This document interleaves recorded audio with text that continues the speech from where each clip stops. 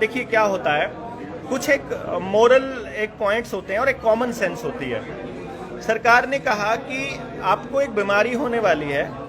पहले वो ऐसा इतिहास में पहली बार हुआ मानव के इतिहास में कि पहले टेलीविजन पर आती है कोई बीमारी और फिर वो शहरों में आती है, फिर वो गांव में आती है। पहले वो बुजुर्गों में आती है, फिर वो जवानों में आती है, फिर वो बच्चों में आती है। जैसे पहले टीवी में आएगी, उसके बाद आएगी, फिर टाइम पहले बता देगा कि इस टाइम आएगी। बिल गेट्स सबसे पहले बताएगा, फिर प्रधानमंत्री बताएगा और फिर वो जो डॉक्टर है वो बताएगा। फिर वो कहेंगे कि अच्छा ठीक है, मैं बीमार हूं तो मुझे पता होगा ना। वो कहेगा नहीं, तेरे को बीमारी है, तेरे को पता नहीं चलेगा। अच्छा फिर कैसे पता चलेगा? कि वो एक टेस्ट कराना पड़ेगा।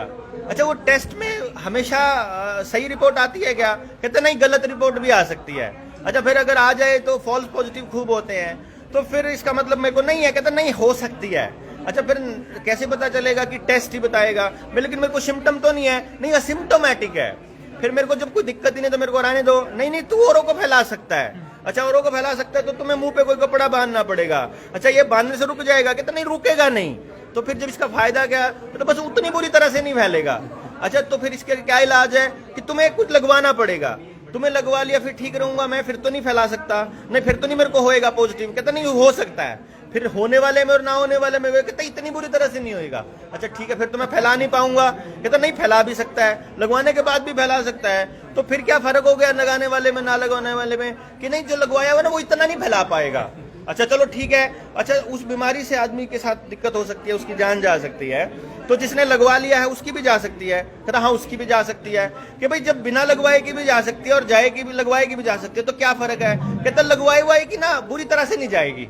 मतलब ये एक कॉमन सेंस को मारने की साजिश चल रही है। किसान आंदोलन में लाखों लोगों ने साबित किया बॉर्डर पे बैठ के कि बॉर्डर के इस तरफ सारे लोग एक ट्रॉली में बैठे हैं, मिलके खाना खा रहे हैं, हाथ मिला रहे हैं, एक दूसरे के कपड़े पहन रहे हैं। कोई सीन ही नहीं है वहां, कोई झगड़ा ही नहीं है, एक सिंगल मौत नहीं हुई वहां पे। ऐसा कैसे हो सकता है कि एक भी डेड बॉडी वहां इस तथाकथित सिस्टम से नहीं आई हो? और बॉर्डर के उस तरफ वो राक्षस जो इसका भाजपा का जो एजेंट है केजरीवाल, उसने 2000 का चालान कर रखा है उधर को, और वो वहां पे जो है ऑक्सीजन की कमी का ड्रामा चला रहा है, और वो वहां पे मतलब वहां पे ढेर लगा रखी है फुटपाथ के ऊपर। तो ये समझ में नहीं आता क्या लोगों को? डॉक्टर साहब, आज आपने जिनको एजेंट बताया, कभी आप उनके साथ एक बार मंच का संचालन किया था, ऐसा था? सच है ये?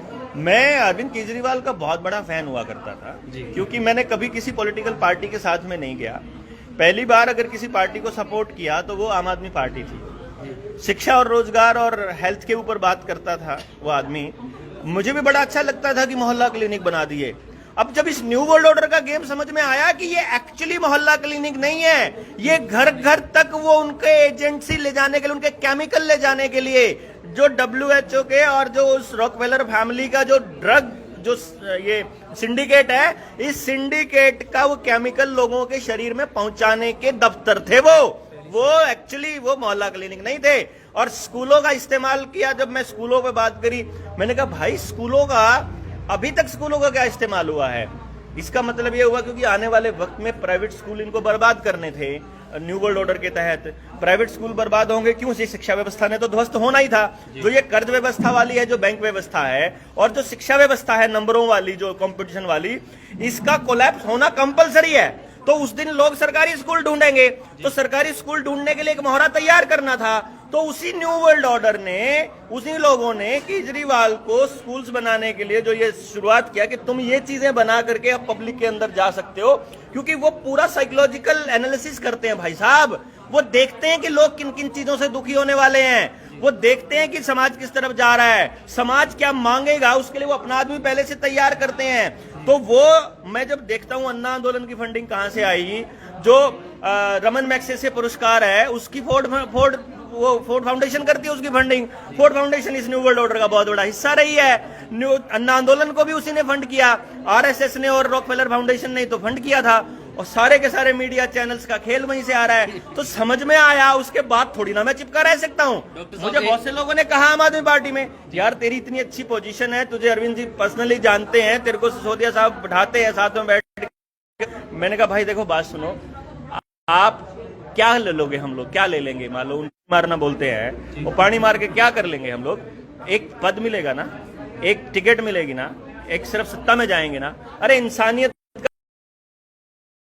खराब करके, उसका सत्यानाश करके, लानत है ऐसे आदमी के ऊपर जो वहां बैठा रहता था। ये 2000 का चालान मजबूरी में करना पड़ रहा है, हम लोग जान देंगे उसके लिए, लेकिन वो आदमी भी दलाल बना हुआ है उन कंपनियों का। जिस तरह से नरेंद्र मोदी बना, राहुल गांधी अपनी मुंह के होकर वो सिंबल ऑफ स्लेवरी लगा के आता है पब्लिक को दिखाने के लिए। भाई साहब नहीं बर्दाश्त करेंगे हम लोग ये।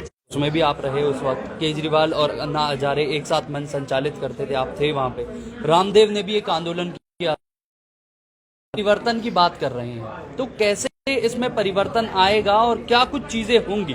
का आंदोलन था, दोनों ही आंदोलनों के अंदर लोगों को यह लगता था कि सिर्फ इन चोरों को भगा दो।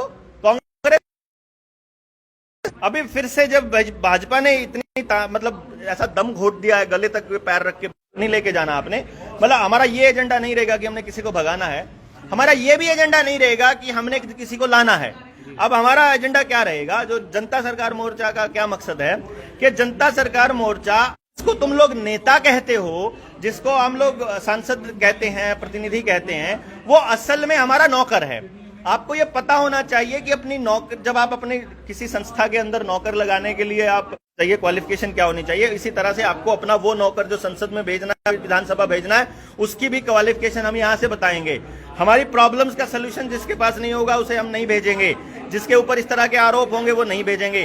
जो बाल गंगाधर तिलक का जो सबसे मूल नारा था, स्वराज्य मेरा जन्मसिद्ध अधिकार है, जिसका नाम लेकर के आम आदमी पार्टी सत्ता में आई थी, और अब लोकपाल, मेरा इन द सेंस हम सबका, मैं कहीं ना कहीं ये कहूं कि राजीव दीक्षित जी के जो विचार थे वो जनता सरकार मोर्चा आगे फॉलो करने वाली है।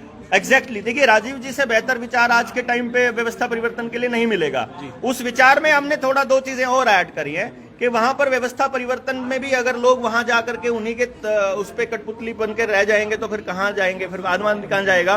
तो आम आदमी को हम लोग बेसिकली अपने चुने हुए प्रतिनिधि को नीचे बुलाने का अधिकार, राइट टू रिकॉल, अगर मान लो मैं अपनी वोट को, मुझे वापसी का अधिकार चाहिए मुझे, कि मैंने तेरे को वोट दिया था और तुझे वहां बिठाया था, अब मुझे ये वोट वापस चाहिए।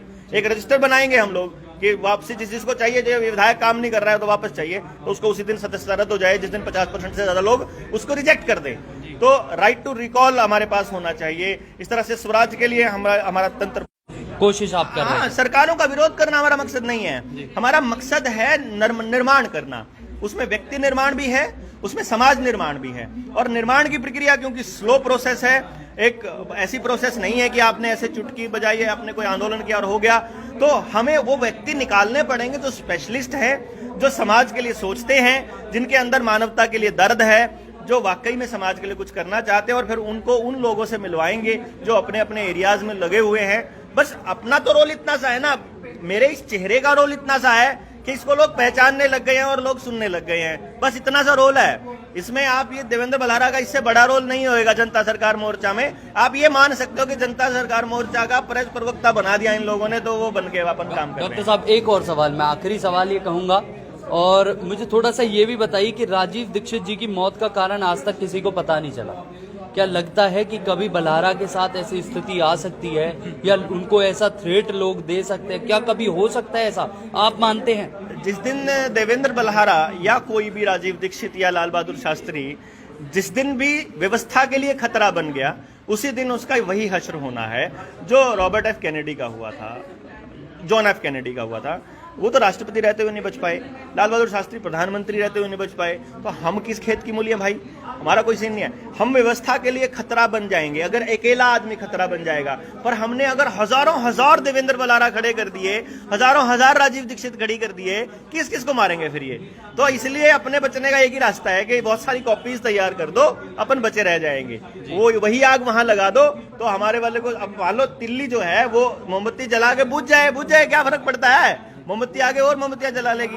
तो अपना मकसद है और राजीव दीक्षित राजीव दीक्षित जी को तो कहाँ, और देवेंद्र बल्हारा जैसे लोग खड़े करना, और सुशील भाई जैसे लोग खड़े करना, सुनील शर्मा जो जैविक खेती पे काम कर रहा है उसके जैसे लोग खड़े करना, कि जो इसी मुद्दे पर लगातार काम कर रहे हैं और समाज के लिए कुछ ना कुछ देने का काम कर रहे हैं। तो यही हमारा मकसद रहेगा। देखिए, मैं भी अपने दर्शकों को बताना चाहूंगा कि डॉक्टर बल्हारा से मिलने से पहले काफी सारे सवाल मेरे जहन में थे जो अभी मैं शायद पूछ ही चुका हूं ऑलमोस्ट।